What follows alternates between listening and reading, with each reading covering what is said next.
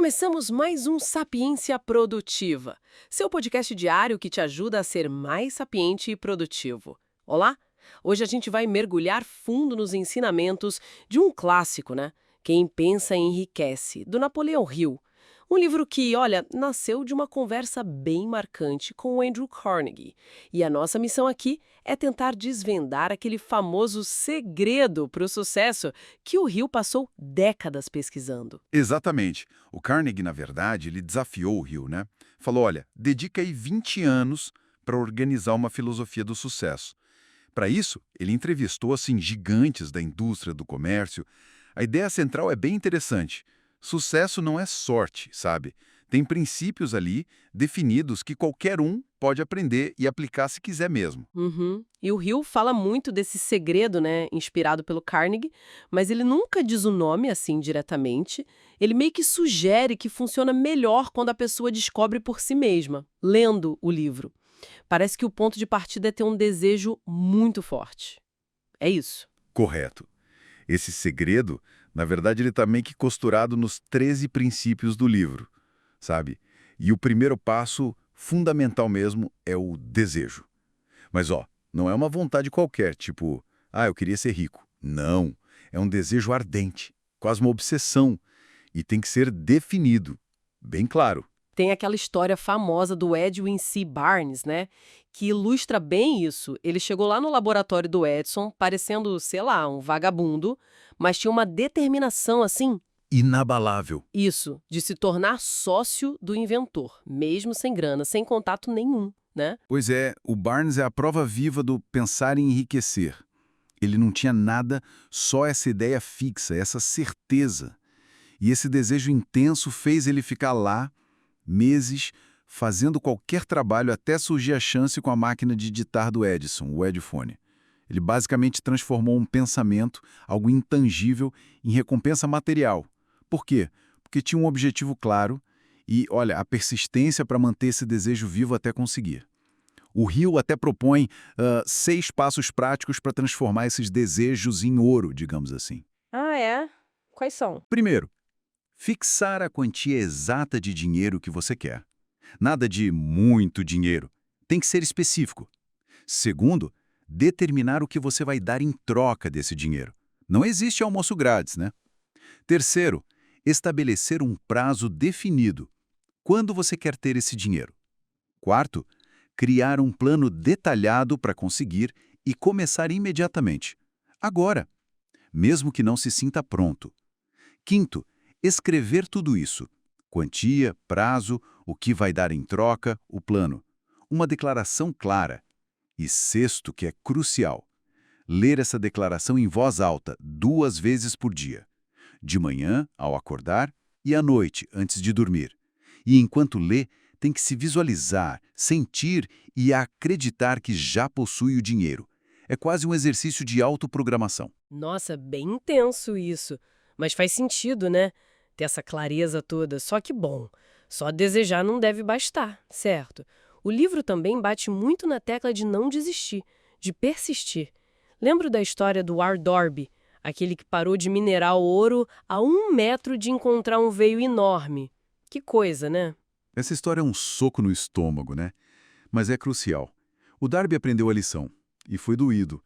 Depois ele aplicou essa persistência na carreira de vendedor de seguros e se tornou um dos melhores. O fracasso para o Hill quase sempre é só uma derrota temporária disfarçada.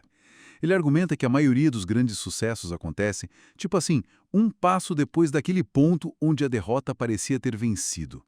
A persistência é a chave para virar o jogo. E pensar que ele entrevistou mais de 500 pessoas de sucesso e muitas contaram histórias parecidas com essa. Ele até chama o fracasso de trapaceiro, né? Que gosta de derrubar a gente quando o sucesso está logo ali. Exatamente. É como se fosse um teste final. E a persistência, que vem da força de vontade, é um antídoto para essa trapaça. É ela que pega o desejo e transforma em resultado concreto, em dinheiro, no caso do livro. Pessoas como Henry Ford, que insistiu no motor V8, mesmo com todo mundo dizendo que era impossível. É verdade. Ou o próprio Thomas Edison, com as milhares de tentativas para a lâmpada.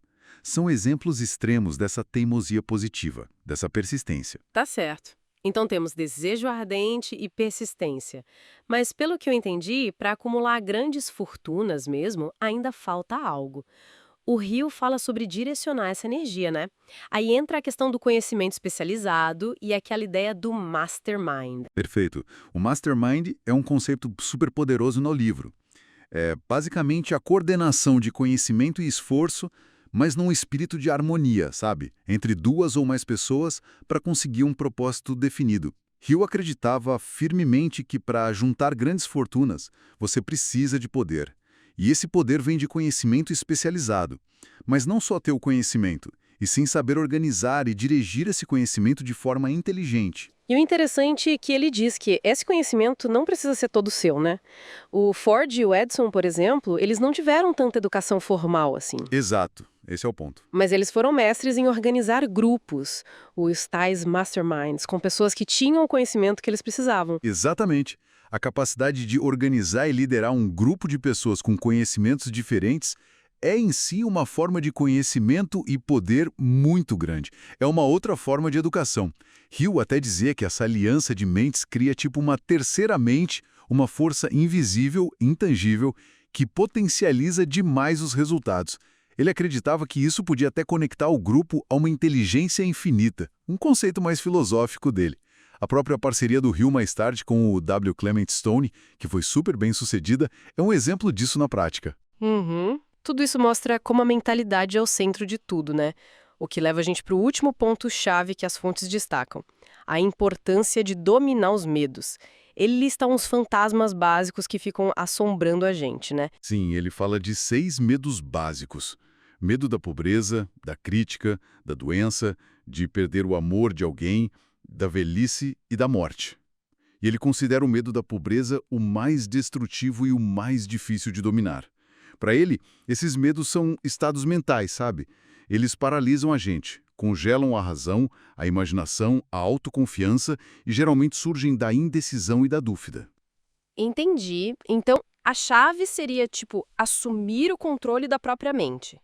Focar nos desejos, na fé, em vez de deixar esses pensamentos negativos e medos tomarem conta.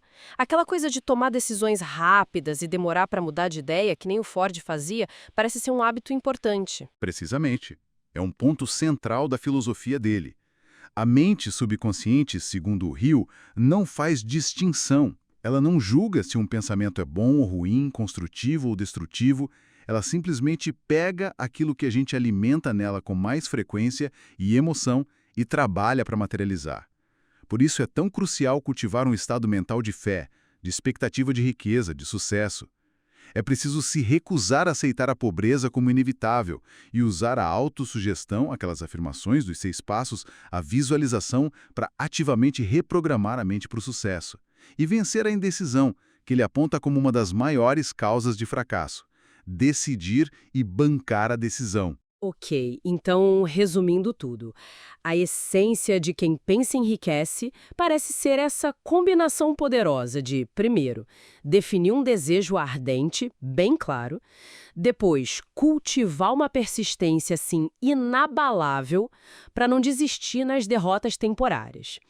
Aí, usar o poder do conhecimento organizado, se cercando de gente boa nas alianças mastermind, e, talvez o mais fundamental, dominar os medos internos, né? Controlando a mente, cultivando a fé e tomando decisões firmes. É isso. É uma ótima síntese.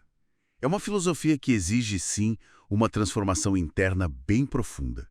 Tudo começa com acreditar que você pode alcançar aquele objetivo que você definiu. A mente precisa trabalhar a seu favor. E fica uma reflexão final, baseada no que Hill dizia.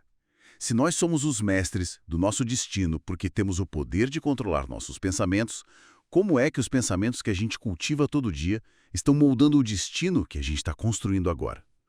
Fica aí para pensar. O livro e nos siga ativando o sininho para receber nosso conteúdo e se manter sempre sapiente e produtivo. Sapiência Produtiva, o podcast que te torna mais sapiente e produtivo.